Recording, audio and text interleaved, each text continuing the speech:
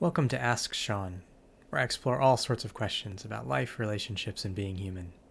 I'm Sean Slevin, a licensed professional counselor and a licensed marriage and family therapist. And if you have an anonymous question that you would like to ask me, you can do so at www.asksean.org. So today I wanted to explore some things around sexuality, our sexual energies, and just some of the ways that there can be a lot more going on in our sexual energies than we tend to think. So I got to thinking about this because I often have questions come up in therapy, like folks who are working with me, my clients, where they're maybe struggling in some kind of way with their sexual energies. They are, for example, maybe they're having an affair, or they're fantasizing about having an affair, or maybe they're engaging in viewing pornography. Maybe they're engaging in like unhealthy flirting, as opposed to like a healthy, appropriate kind of flirting, which is its own topic. I did a video on that a while ago. You can find that in the list on my channel, the difference between healthy and unhealthy flirting.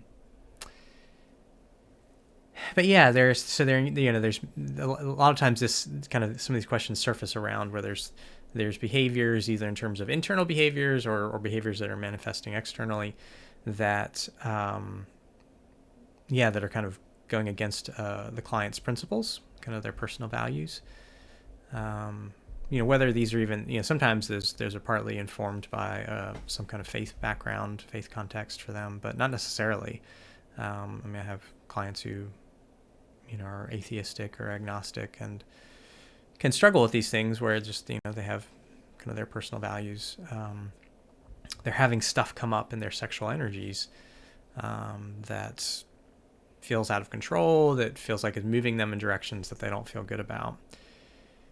And so then that's a common starting place of like, okay, I don't know what the fuck do I do with this?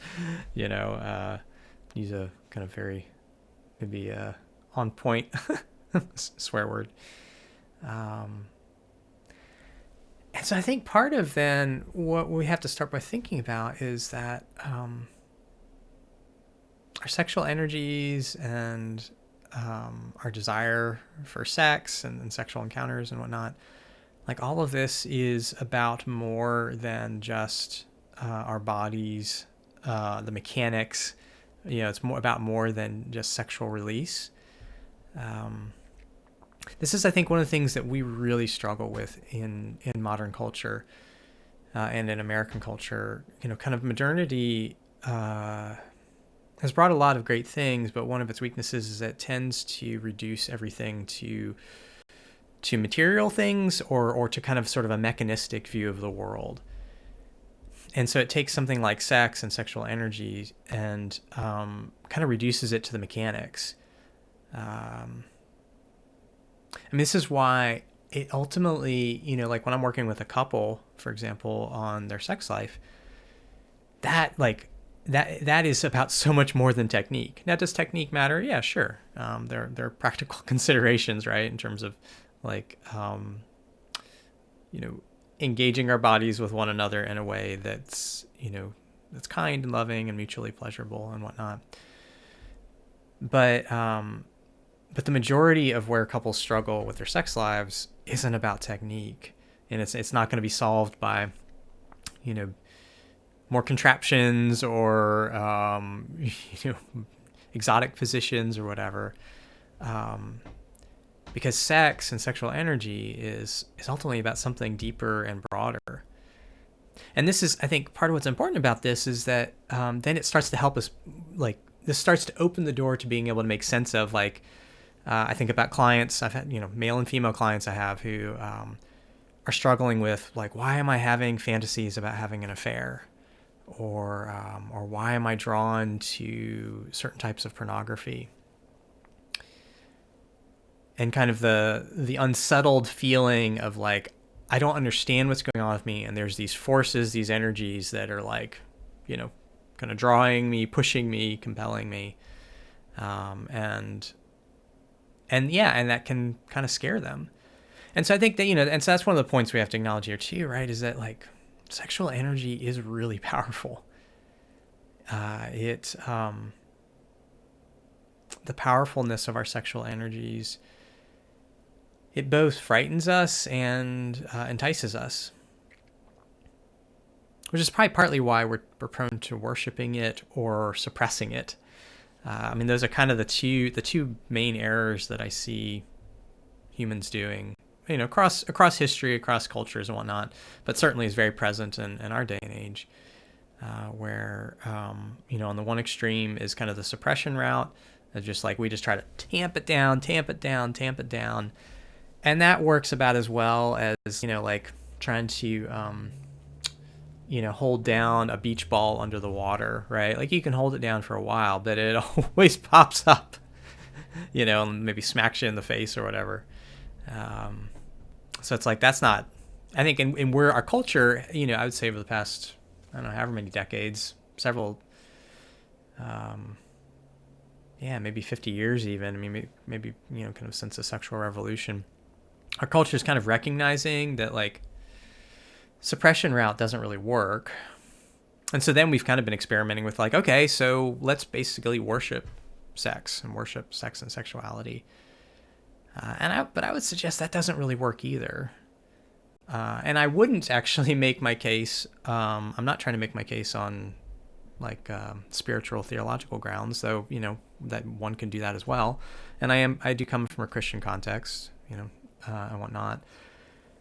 But I think there's actually some really compelling reasons, like not without getting into any kind of like religious beliefs. I think there's compelling reasons outside of religion as to why worshiping sex and sexuality isn't the answer. That actually misses the mark as well. And also, let's just be real. Like, if I tried to make a case from like kind of a religious standpoint, unless you're coming from a religious standpoint where that matters to you, like, it's not likely to be persuasive, like, religious arguments they don't hold a whole lot of weight in our culture anymore. And a lot of that's warranted because of like a religion is like kind of been used abusively in many ways. But also, kind of a consequence of that is like, it's just not a helpful avenue, often, unfortunately, and in some ways, fortunately, but, but no, what I'm thinking here is actually about has been very much informed by kind of the Jungian school of thought, Carl Jung, if you have heard of him, and there's a lot of good things in kind of the Jungian stream of psychology, and so kind of one of the things that this offers is a way of thinking about how things are never, or I would say never, but rarely are things just sort of their surface level meaning. And so I think especially with something like sexual energy, like it so often means some more than just, like the client that's having fantasies of having an affair, or maybe is engaging in an affair. Like this is about something so much deeper than and more fundamental than a desire for sex. It can be about certain kinds of, relationship, kind of longings. It can be about deep insecurities, feeling not good enough, not pretty enough, not masculine enough, not smart enough. And so fantasizing about or playing out that fantasy, in the act of an affair, fantasizing about somehow like somebody relating to them a way that like in a way that answers this question, whatever this deep question is of like, am I enough? Whatever the particular form of that takes for that person. So there's all those kinds of layers, right? There's all these like these layers that can be going on with our sexual energies of where we're kind of using our sexual energies as a way of trying to address kind of places of wounding, So yeah, that's gonna, and I guess what's interesting about that is that like that's not just going to incline us towards like misbehavior or whatever, things that violate our principles, but this will play out then in a relationship. That's where it gets fascinating. Is like so maybe we're not struggling with fantasy or porn or kind of behaviors that go against our principles, and we're in a committed relationship, in a sexually active relationship. We can still be, in a sense, misusing sex and sexuality. We can still be asking our sexual energies to answer questions for us that they're not meant to answer. Like, I don't think that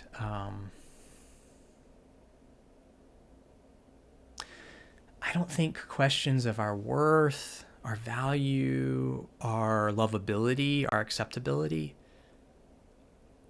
are meant to be answered through our sexual energies.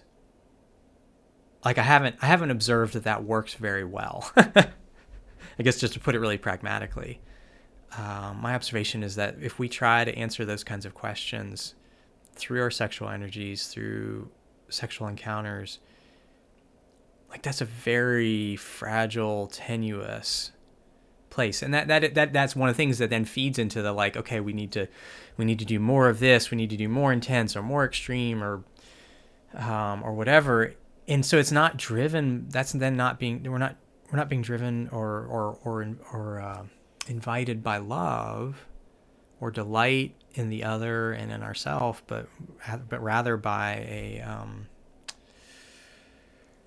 in some ways what can become kind of a demand. And again, I see this with both genders, and it can show up in different ways, right, in each gender, males and females. But it always ends up being yucky, and the other party, really both parties, end up feeling used.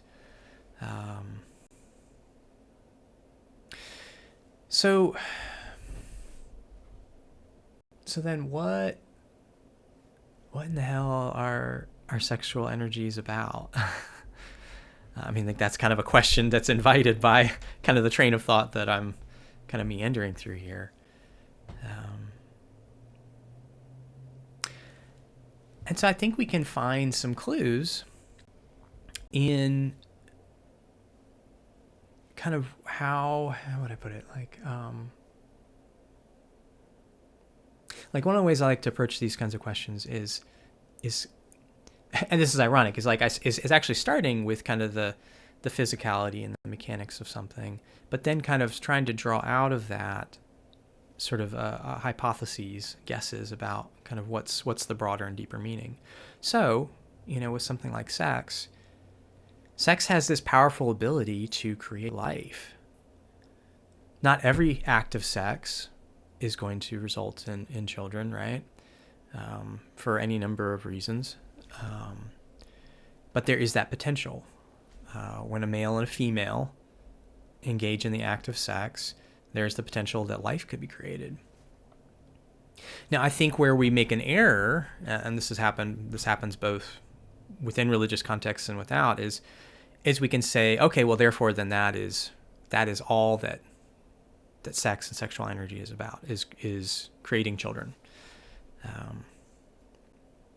And we make the same error, right, around pleasure, because that's another thing we can deduce here. We can, think about, right, is like, okay, so when two parties engage in sexual activity with each other, like it can feel really good. Like our bodies are designed and, work in these ways that can be really pleasurable. So then that's an additional thing of like, okay, so the act of sex can create life. The act of sex can create pleasure, and also can foster connection. It can deepen connection. And so with each of these, right, I would suggest that it's an error to think that any one of these, or even all three of these, or other things we might think of, is therefore the end point. To think, okay, so the ultimate is to be able to have sex and to create a baby, or the ultimate is to be able to have sex and to experience pleasure, or to have sex and experience a connection, or all three at the same time. And those are all good things. And yet, I would suggest that our sexual energies aren't just about these things, but rather these things, these aspects of our sexuality and our sexual energies and the act of sexual intercourse actually hearken to kind of a deeper, broader reality. And that is that our sexual energies are meant to be procreative, are meant to be life-giving, are meant to be joy-producing, are meant to be connection, inviting, and fostering. And so this is much broader than the physicality of the act of sex. And what's important about this is that this then opens the door for us to think much more, I would say, humanely about living full lives. Because we all have different contexts, and we all have different dynamics with our bodies. You know, like somebody could, they could have physical disabilities that make certain aspects of sex difficult or maybe impossible. You know, somebody could have, been through, an accident or have been born with, certain impairments physiologically. Depending on one's, not just even religious convictions, but like kind of how one wants to navigate their relationships and their sexual relationships, is, setting aside kind of the religious kind of reasons, a person may choose to not engage in sex unless they're in a committed relationship, whether they define that as a married relationship or in some other kind of way. And so that may mean, for many of us, that could mean long seasons of not having any kind of sex or sexual encounter. And the corollary, right, is like, we could also be somebody who is maybe engaging in sexual encounters a lot, whether that's with a partner or, with lots of people that we know or don't know. And I would suggest that if we are only seeing sex as about those acts, that we're missing what our energies are actually trying to invite us into. Like, this is the thing, like, I think that actually that sex and our sexual energies and sexual experiences are richer and fuller and more meaningful when we don't try to make them the pinnacle of everything. When we're not trying to put all of our psychological, emotional, relational eggs into that basket. And then thus kind of out of that, when we are when we're able to get really curious about what are my particular kind of sexual kind of daydreams or fantasies or impulses, what are they trying to tell me about myself? How is that about something more than just the particularities of body types or personality mixes or, certain types of sexual encounters? It's like, so I'll use some a little bit more concrete examples. So like when I work with somebody on pornography, when someone has a pattern of engaging with pornography and that's like an unwanted, pattern for them, and they're very distressed by it. Usually there's a lot of shame around that. And so one of the things that I'll start exploring with them is, well, let's talk about like what's the nature of this porn that you're engaging in? What's like what I'm there's several things I'm aiming for there. One is just the act of talking about something you feel really ashamed about is really important, because we have to start building some experiential categories of that we can talk about this and not be judged. Not that I'm not going to shame them and I'm not going to jump all over them. But along with that, like what I'm listening for and what I want to help them start to get curious about is what's the story kind of that's playing out in kind of what's the themes that are showing up. Is it porn where they are, where they feel powerful, perhaps? Or is it porn where they maybe feel taken care of? Are there dynamics of violence to it? That gets more tricky to unpack, and I'm not going to try to get into all the minutiae of specific, kind of porn dynamics. But it's like we have to be willing to look at all of the different nuances of this and start to get curious about, like, what is this telling us about something that's unaddressed in the person's psyche? Same thing with, like, with affairs, with somebody who's like maybe fantasizing about having affairs, or like they're aware of having encounters, where they're maybe, meeting a coworker or a stranger or whatever, and they feel an energy between them and this other person. And then they find themselves kind of ruminating on that of like, oh gosh, what if I could leave my partner and run off with this person? And so what's interesting here, so sometimes our culture responds to these types of things of like, oh, just engage in the porn, or just go and have the affair.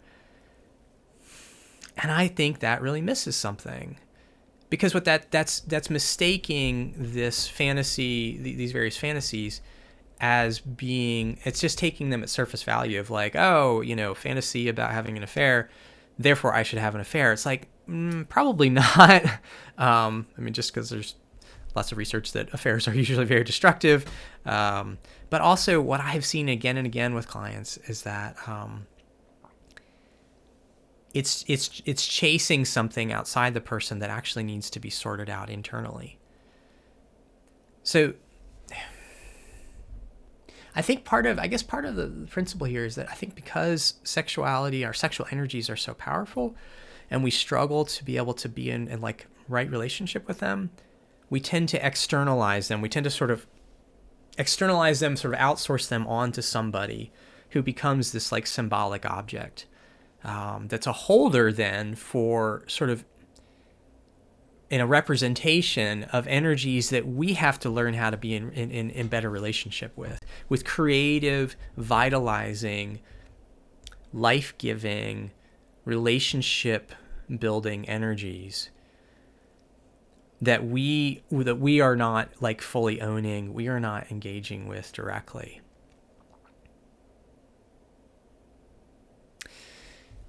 So this is where I wish in some ways I was, because I'm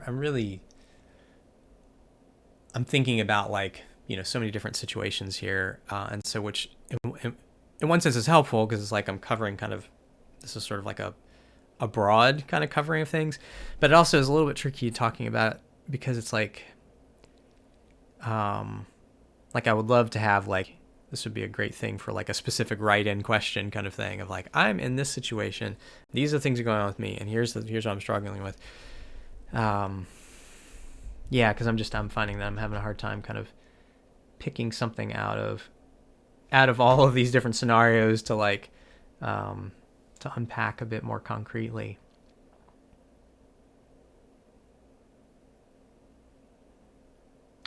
I guess what does come to mind though is I think, so in terms of just some principles to guide us, so perhaps you're watching this and you've come across this in part maybe because you're grappling with your sexual energies, and maybe you've done both extremes, right? Maybe you've had seasons where you've done the suppression route and you're like, yeah, that fucking didn't work. And maybe you have seasons where you're just like, well, I'm just gonna kind of do what kind of is popular in our culture, and I'm just gonna sort of give myself over to this, and because that's supposed to make me feel good and free. And so maybe you've done that and have found that like, well, that kind of resulted in a lot of heartache and hurting a lot of people and hurting oneself, and ended up not being what it was cracked up to be. But wherever kind of you're coming from, maybe you've got some, you're grappling with like, what do I do with my energies? How do I understand these? How do I make sense of, maybe you're in a committed relationship and you're like, why am I thinking about the man or woman that like served me coffee at the coffee shop? And so so some principles to guide us here. First of all, you've got to set some boundaries with your shame. Like, that's one of the things that can just kind of cut us off at the knees with this, is that there's so much shame that we can feel around really anything sexual. And that's one of the things I think our culture has been trying to speak to in terms of various ways that our culture is trying to push back against shame. There's aspects of how some of that's played out that I think hasn't always ended up achieving its goal very well, or sometimes it goes sideways. But this is a fundamental, like, and I guess, and here's the thing: when I'm talking about shame, is like, the answer to shame isn't to just condone anything I feel like doing. Because let's be real, like, we all can want to do things that aren't going to be good for us, aren't going to be good for other people. So it's not about condoning. The shame, the problem with shame is that what it says to us is, because whatever, I have this desire, or I behaved in this way, or, fill in the blank. Because of XYZ, I'm a horrible person and I don't deserve to be in community. I don't deserve to have relationships. I don't deserve to be loved. And so shame is just this really toxic thing that happens inside of us. And yeah, cultural factors can feed into it, but here's the thing: even if you removed all of those, we would all still struggle with shame. It's not, its origins aren't purely external. External factors affect it for sure. Like our shame, the shaming part of us will use those to beat us up. But what I've observed again and again is that, like, we can be in situations where, like, people are being super kind to us and we can still feel ashamed. We can still, like, we have a part inside of us that's telling us horrible things about us that aren't true. And so what we need to be able to do is we need to be able to set a boundary with our shame. And this could be its own video, so I'm going to try to be just brief here for a moment. But we need to be able to set a boundary with our shame. We need to be able to start to believe that I'm not a bad person. I'm not a worthless person, that I have value, that I am lovable, that I'm good, that there's goodness in me, that it is good that I exist, in spite of whatever the thing is that my shame is trying to make me feel horrible about. And that doesn't mean that my behavior may not have consequences. It doesn't mean that all my behaviors are good. Like I need to, this is the difference between guilt and shame. Like, I need to be able to feel bad about, like, oh, I shouted at somebody, that was really unkind. And I need to be able to apologize for that. But I also need to be able to within myself be like, that doesn't mean that I'm a horrible person. Like, I still have value. It's still good that I exist, all these kinds of things. So first step is we've got to be able to set, it's like we have to be able to set a no shame zone kind of around us internally, right? Like, we have to recognize, like, my shame is telling me I'm a horrible person, and that's not true. And that can be a lot of work. So, I'm not going to further unpack that right now. I just want to acknowledge, like, that's not a simple thing. Sometimes that takes months or years. But if we can start to create a bit of space inside of us where we're not feeling overwhelmed with shame, then the next step is to start to get curious. So, in our fantasies about having an affair or cheating on our partner, or, whatever particular types of, porn that we're drawn to, or whatever sexual fantasies or whatever, we want to start to wonder, like, how is this somehow representing aspects of myself that are underdeveloped? Like, what is this symbolic of? How does this relate to underexpressed creativity, to underexpressed vitalizing energy, to underexpressed connectional energy? And so this can take a long time. Like, it's not likely that there's going to immediately be like, oh my gosh, my long lost dream of playing guitar, like, I'm realizing I need to reapproach that. There may be a long lost dream of playing guitar deep inside there, but it may take you months or longer of sitting with this question and just and without shame observing and being curious about the recurring kind of sexual themes that are showing up in you. And this, I mean, and actually, yeah, and to kind of connect back to what I was saying earlier, I mean, this includes being in what's playing out in your sexual relationship. So if you're, if in your partner relationship, like how do you do your sexual dance there?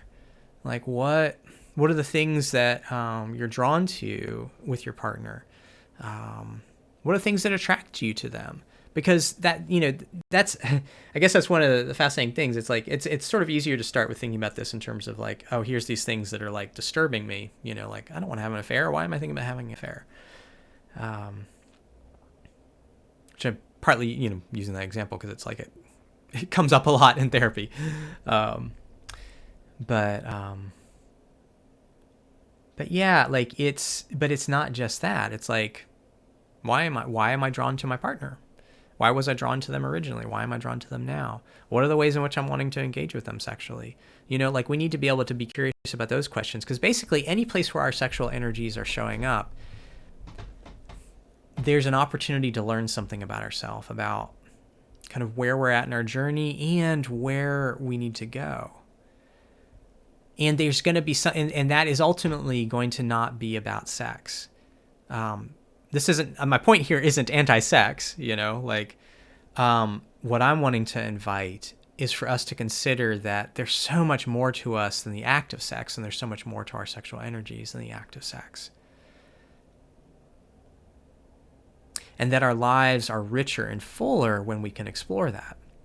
And so, I made the, allusion to like, playing guitar, right? Like what I've noticed again and again is that like when folks, when we engage in this kind of curiosity and we kind of keep coming back to it and keep listening and keep wondering, without shame, without judgment, still holding ourselves accountable, right? Still being like, yeah, there's certain things that violate my values, and I don't want to be doing those things, whatever those may be.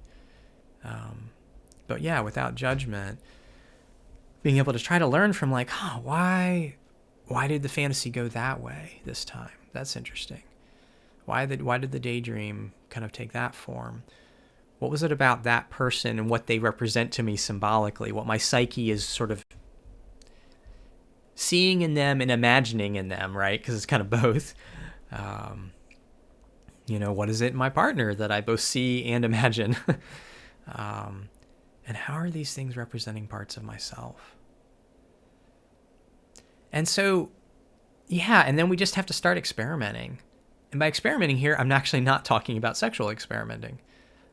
Though, within, with your partner, happy for you to have a good and joyful sex life. But again, this is, we're trying to tease out like what else is going on here. If sex is actually in a lot of ways a pointer to a deeper reality, if it's not meant to just be an end in itself, though certainly it's an enjoyable experience, then yeah, what do I need to give attention to? And so, yeah, what I observe is that like people tend to move towards, creative, artistic, pursuits. They tend to move towards generative pursuits. You think about some of the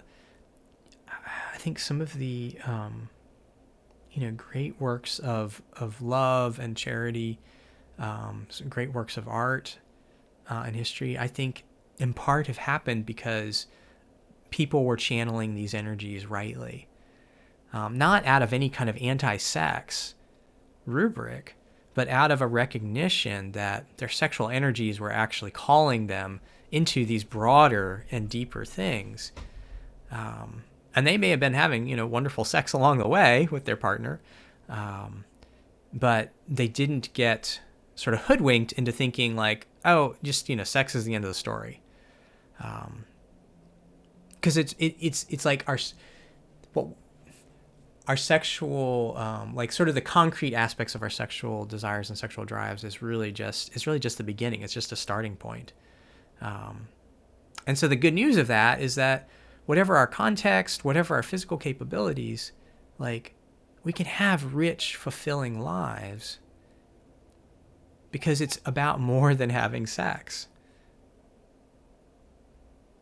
So I guess, yeah, that would be my invitation to you, is to ponder, what do your sexual energies, what are they trying to teach you? What are they trying to invite you to know about yourself? Like, what aspects of yourself are underexpressed? And really, really try to go beyond sort of just the simple, like, oh, well, I, whatever, want to enact this particular sexual fantasy. It's like, that's still staying at the surface. Like that's missing kind of what I'm getting at here. Like, ask the question, well, what does that fantasy mean? Why that fantasy and not a different one, right? Like, there's a particular reason. I guess that's what's so intriguing, right? Is like why, why that and not something else? What does that tell you about yourself? Again, without shame, without judgment. And then as, over time, if you stay with this, if you keep asking the question, if you keep wondering, you're going to start to get ideas. You'll start to have little inklings. Some of it, I find, is often a return to things that have been abandoned. So that can be like, I've had folks be like, yeah, I haven't thought about this since childhood, but I used to love whatever, carving wood or something. And that doesn't necessarily even mean that they return to exactly the same thing of childhood, but it's like there's a clue there, right? And so as they reapproach that, and then it starts to morph into like, oh, this is the expression of what I'm needing to engage in here now at this stage of my life. And maybe they end up making tables or something, I don't know. Or, and the thing here is not about, it doesn't matter even whether, it's not about becoming like a world famous artist or, starting a charity that the whole world knows. It's about giving expression to our own soul. Like that's the thing. It's about really, really helping those generative, creative, vitalizing energies to be able to flourish and like move through us and move us through and about the world in powerful, life-giving ways. And that has a quality to it that has a staying power. It has an impactfulness, a meaningfulness that far exceeds the best orgasm. And orgasms are cool. I'm glad our bodies are made that way, right? But like, but yeah, they're also very fleeting.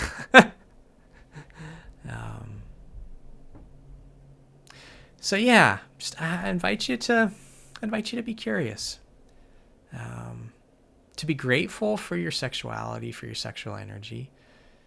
If you're in a sexual relationship, to be grateful for the things about that are good and that are meaningful, but also to be curious about like what can your sexual energies, your sexual drives, what can they teach you about you? What is wanting fuller expression? What kind of creativity? What kind of connectional energy? What kind of generativity is wanting more expression?